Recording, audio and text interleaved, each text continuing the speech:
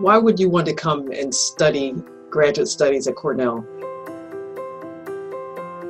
One of the things that personally inspires me is the motto of the university that the founder said that I would found a university where any person can receive study in any subject. And that is so inspiring to me to think that this is one of the pioneering universities for allowing all kinds of people to come here and study and be able to make contributions to the world. The field of communication embodies that legacy through persistent and proactive efforts to welcome and respect diverse perspectives and backgrounds so that our entire community can flourish. We strive for a culture that emboldens and empowers all, particularly those whose voices have historically been excluded or marginalized.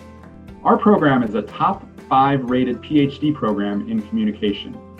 We have interdisciplinary faculty working on the cutting edge of communication. We're connected to multiple campus-wide centers and initiatives for the social sciences, and we embody a publicly oriented mission of a land-grant university. I think from the moment that I visited Cornell and Ithaca, I got an immediate sense of the egalitarian nature of the relationship between students and faculty. The faculty really do see you as a collaborator and as someone that they're able to learn from too. And so when you're starting a research project or taking class, you're seen in a role as more of a peer. And certainly I've learned so much from the faculty, but being in a doctoral program that respects its graduate students and gives them these opportunities is something that really appealed to me about Cornell. Researchers in the department investigate a wide range of topics ranging from health and risk communication to virtual reality, media studies, public engagement, and much more. I felt that the department would be a great place for me to explore any of the interests I had in my research with all of the faculty that were available to be mentors to guide me along and provide their expertise in their respective areas of the field. The emphasis on engagement as part of the College of Agriculture and Life Sciences, which also has a theme of engagement. All of our colleagues and also the students are very much involved in producing work that looks outward from the university. So we're really concerned with making meaningful change in the world. My research is on media and sexuality, including LGBTQ media studies. I'm very interested in studying and teaching about television, and particularly how television has changed in a digital age. We study public opinion towards a variety of issues, including the environment, and in particular, the communication and the social processes that shape and underlie public opinion. We are a radically interdisciplinary department. We draw on students and interests that come from all sorts of disciplines, and we're really looking for people who are big thinkers and willing to join an intellectual community that really celebrates diversity of perspectives and a diversity of methods. This is not a place where we think there's one right way to do science and to study communication. One graduate student is studying how virtual reality represents or sometimes fails to represent different identities and visual appearances, looking at questions of ethnicity and race in virtual worlds. We have a strong track record of supporting students to flourish, coming from anything from biology to psychology to computer science. And students will, in our department, learn the skills you need in research and the perspectives and theories to bring together diverse perspectives to make contributions to our understanding of communication and also contributions to society.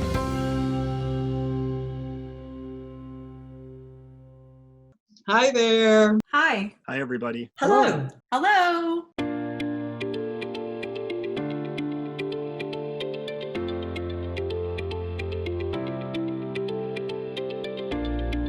All students in our PhD program in communication take 4 core courses, which are focused on building a solid foundation of theory and methods for further study in the field.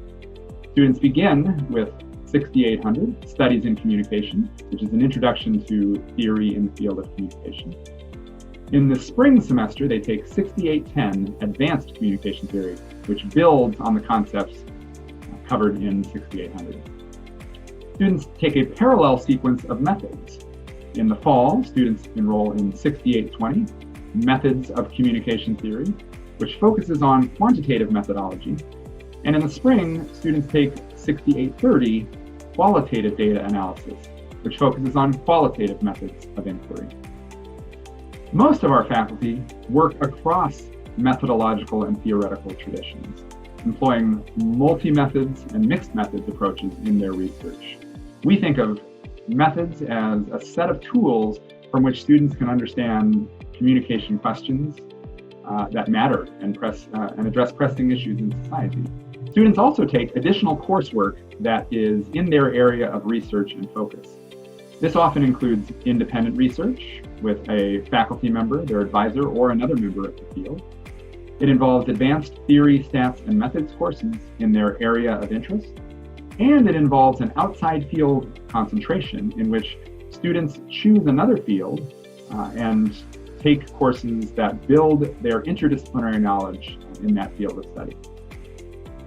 Our program's major milestones include building your special committee, which is composed of 3 members from within the communication field and 1 outside member, completing your second year project, which is an original empirical research paper that can be presented at a conference or published in a journal, and 2 exams. The A exam, which is a qualifying exam that shows your preparation for the dissertation process, and the B exam, which is your dissertation defense.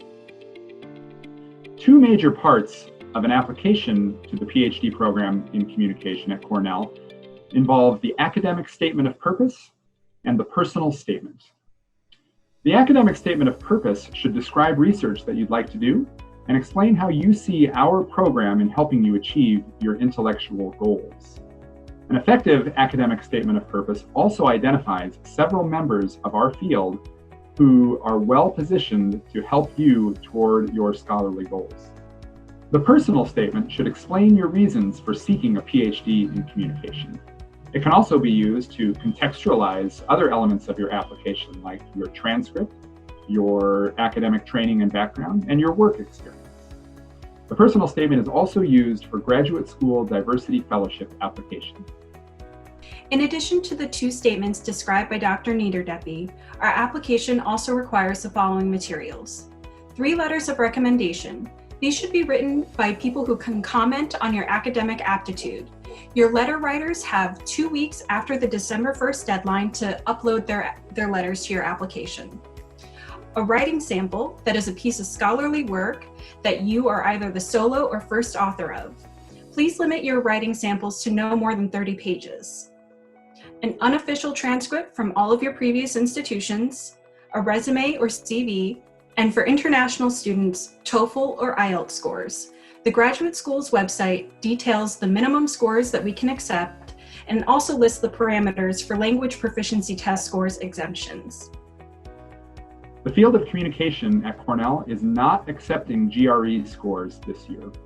We made this decision in consideration of both well-known sources of bias associated with the test, as well as issues of access to the test that have been brought on by COVID-19. Please do not make any reference to GRE scores anywhere in your application. We will not accept any application materials that make mention of a GRE score. We want to emphasize that we understand that COVID-19 has brought unprecedented challenges and hardships to many, many people across the globe.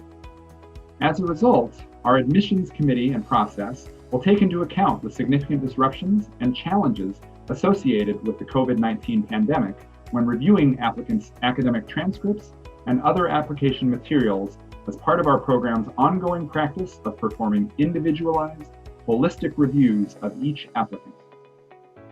Our application website has many detailed answers to several frequently asked questions that emerge in the application process. But I'll say a few words about a couple very common questions now. Many students ask how we decide whom to admit to our program. I can say that the entire graduate field is involved in the process of reviewing applications, and we do not have reserved spots in our program for specific faculty members or advisors. We recruit students with the goal of having an intellectually rich and diverse set of students from a variety of substantive interests, backgrounds, and methodological approaches. Students often ask whether they should reach out to a faculty member before applying. We don't require applicants to reach out to specific faculty members, but we encourage you to do so if you're interested in gaining more information about that particular faculty member's research and interest in mentorship.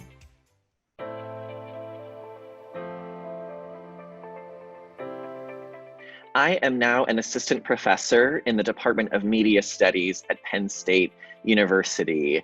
The caliber of the research that you are doing at Cornell is so strong that entering in as a professor and doing research really was a seamless transition from what I was already trained to do. Cornell's program gave me the opportunity to teach classes, and so on my first day as a professor, I was not intimidated by teaching because it wasn't my first time at the rodeo. The emphasis not only on theory, but also on practice, and the fact that the faculty value both of those things equally. And so along the way, I was able to not only build up my theory muscles, but also my applied muscles about how we can take the theorizing and concepts and topics that we're studying and take them outside the ivory tower and answer important, pressing questions in the world. I am Dr. Gina Esco, and I am the Social Science Program Manager for the Weather Program Office at NOAA. I help prioritize where we should fund activities by understanding our practitioners' problems, so meteorological challenges, as well as understanding where we have mature social science research. Combine that together, and I help influence science policy, funding outcomes, and bridging research to practice. I am so glad I had Cornell Communication Department training. The interdisciplinary nature of the communication program really helped prepare me for this position. My background in risk communication, science and technology studies, as well as other interdisciplinary methods courses really prepared me to become a holistic scholar. While I do consider myself a risk communication expert, my job requires broad, holistic expertise, and I feel that Cornell well prepared me for this type of position. So currently I'm an assistant professor at the University of Texas at Austin. I teach in the Advertising and Public Relations program, and I'm also a faculty affiliate with the university's Center for Health Communication. My time at Cornell prepared me not just from a research focus, right, doing research in health communication, obviously, but really thinking about what it entails to be a professor. And sometimes this is not an obvious thing when you're going through a grad program.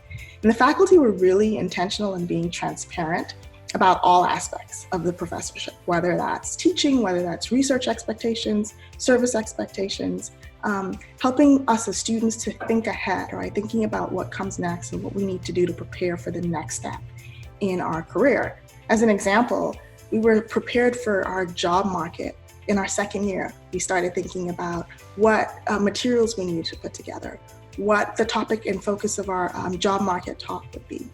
So one of the things I really cherished about my time at Cornell was the Monday colloquiums. Every other Monday, the department would bring in a faculty member that was sort of renowned in their area of research. And they would do the usual talk about their research with the entire department. They also carved out this time where grad students would get to talk with this faculty member one-on-one. And that really allowed for us to learn from the expertise within our faculty, but also hear the perspectives of people at different universities. What's expected of professors and assistant professors at their university? What advice do they have? What experiences did they have when they were transferring from being a grad student to their first or second year in a professorship position? If you'd like to reach out to us for additional information, you're welcome to contact Jeff Niederdeppy at jdn56@cornell.edu or me, Joanna, at jca36@cornell.edu. We look forward to hearing from you.